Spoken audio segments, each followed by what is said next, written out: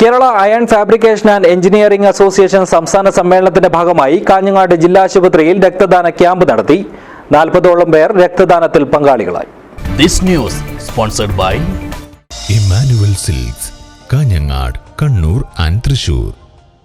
Kerala iron fabrication and engineering അസോസിയേഷന്റെ 4ാം സംസ്ഥാന സമ്മേളനം ജനുവരി 27-ന് കാഞ്ഞങ്ങാട് ഗ്രാൻഡ് ഓഡിറ്റോറിയത്തിൽ വെച്ച് നടക്കും.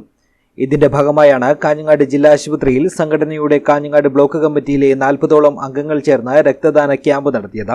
കാഞ്ഞങ്ങാട് നഗരസഭ വൈസ് ചെയർമാൻ ബിൽടെക് അബ്ദുള്ള ഉദ്ഘാടനം ചെയ്തു. സൂപ്രണ്ടിനെ സംബന്ധിച്ചിടത്തോളം ഞാൻ പറഞ്ഞ സമയത്ത് തന്നെ അവിടെ വിളിച്ചു പറയുകയും ബ്ലഡ് കൊടുക്കുകയും ചെയ്തു. അപ്പോൾ ഇങ്ങനെയുള്ള കാരുണ്യ പ്രവർത്തനത്തിന്, ഒരുപാട് ജീവകാരുണ്യ പ്രവർത്തനത്തിന് അയൺ ഫാബ്രിക്കേഷൻസ് നിൽക്കുന്നു എന്ന് പറഞ്ഞത് തന്നെ വളരെ മാതൃകാപരമാണ്. ഇതിന് എല്ലാവിധ അഭിനന്ദനങ്ങൾ അർപ്പിച്ചുകൊണ്ട് നിർത്തുന്നു. നന്ദി, നമസ്കാരം.